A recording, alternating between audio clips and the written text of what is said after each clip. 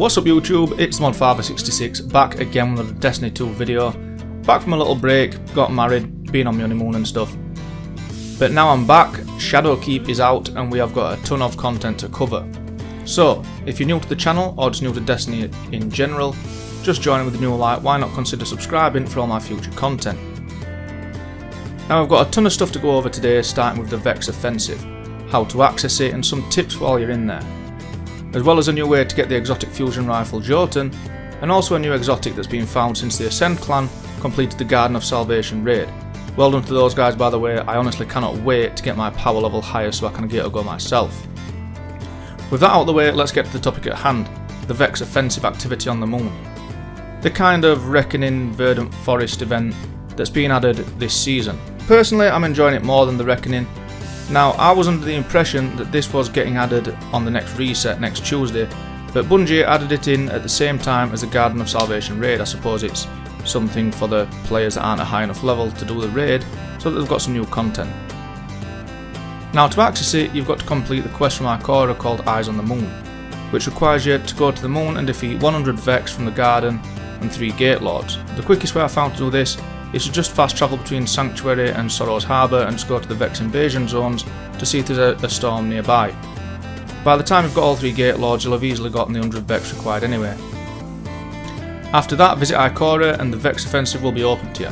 Now there's a few mechanics you should be aware of before you enter. It's not a hard encounter by anybody's means, but if you haven't got the right gear then you won't be able to complete it, or at least complete the rounds to get extra loot.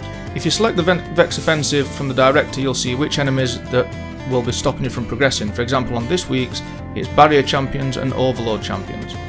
Now if you've got the exotic hand cannon Ariana's Vow, which you get at level 1 of the paid version of the season pass, then you're golden for the Barrier Champions, as bullets from this gun can damage those enemies. If you haven't paid for the season pass though, don't worry at all you've got to do is unlock the Barrier hand cannon perk from your artifact, equip that on any hand cannon that you like and you're good to go. With Overload Champions though, everyone has got to unlock that perk on their artifact and equip it to any auto rifle or SMG. To activate an overload rounds though, you'll have to be holding down the fire button for a couple of seconds. So if you're tapping the trigger and it's still saying immune, then that's why. Now into the event itself, it's pretty straightforward. Kill all the enemies before the time expires, and then once you do kill all the enemies, there's a little phase afterwards where you've got to kill Minotaurs, then pick up the void cannons that they drop and shoot the crystals that spawn in. They spawn where the waves of enemies did and they're pretty visible, so it's not too hard to find. Don't worry if you don't kill all the enemies in time though, it won't cause the activity to fail or anything, it'll just mean that you won't get to open the loot at the end of that specific round. Same again for round 2, kill all the enemies, but this time in the crystal shooting phase there's 12 crystals instead of 6. Then onto the boss round, which is pretty simple, kill all the ads that spawn around him and just DPS the best that you can until he dies. Next up though, a new way to get Jotunn. For all the new players that don't know what Jotunn is, it's an exotic fusion rifle that is one of the most overpowered weapons in the game right now in PvE as well as PvP. So overpowered in fact that it got completely banned from the world's first race for the Garden of Salvation raid. Wow. Try saying that quick 3 times.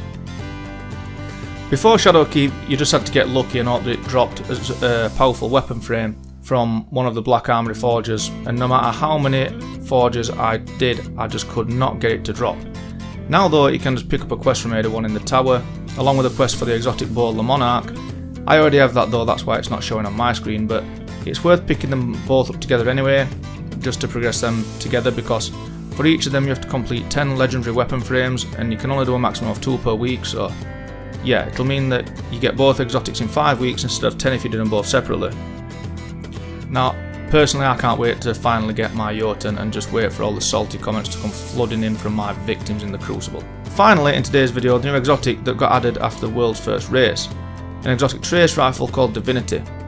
It's not a complete quest as of yet, as the final steps still need to be discovered, but I've done these steps just so that when the final step does get discovered I can just get it straight away, so yeah, I recommend that you do the same. So to start with, you want to fly into Sorrow's Harbour and follow the route that I'm taking on screen. Now I do recommend rallying to a banner at a public event to get full heavy ammo to drop the boss when he spawns, just to melt him quicker, because when you get to the area where the enemies spawn you'll have to take out a ton of Vex, and the giant Minotaur douche will spawn in. Once he's dead, pick up the exotic engram that he drops to start the quest. The next step is to activate constructs in lost sectors on Nessus. I'm just going to leave the gameplay going so that you can see exactly where you are. After you reach one, it'll turn red and enemies are going to spawn. Once you kill them all, you can activate the constructs. Make sure that after you kill the enemies, don't just walk away thinking that it's activated like I did the first time. You've got to go over and activate it again.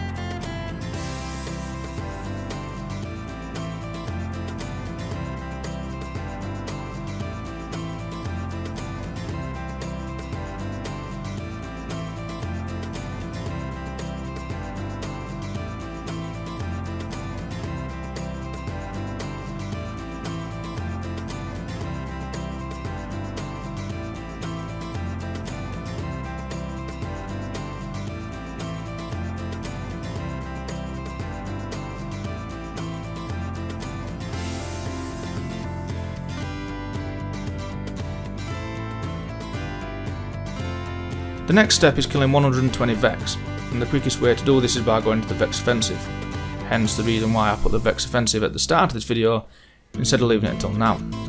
But it shouldn't take more than one run to get all the parts that you need to progress this step. Next up is going to the lectern on the moon, just next to where it's spawned, the little desk thing. You'll have to purchase an empowered decryption core from there, which costs 30 phantasmal fragments, which does sound like a lot, but if you haven't got that many, I do recommend doing the bounties from Eris Morn to find the dead ghosts, as they give 9 phantasmal fragments as a reward. And for the last step, that we know of so far that is, you need to go to a secret room at the very start of the Garden of Salvation raid. Don't worry though, you won't have to face any enemies, so you can jump in solo if you like. So just jump down into the room that I'm showing you on screen, present the description core, and then that's it. All we have to do now is sit and wait for some raid genius to figure out what to do next. As soon as it's found though, I will post another video explaining how to do it, so make sure to subscribe and turn on the notifications to make sure that you don't miss it. I'll even leave a link in the description box below to the weapons page on Destiny Database if you want to take a look at it for yourself. Well, that does it for this video, Guardians. If you have enjoyed it, why not leave a like and help your old mate mod father out a little bit, and maybe slap that subscribe button and ring the red bell to keep up to date with all my future videos. I hope you all have a great day, and I'll see you all on the next one.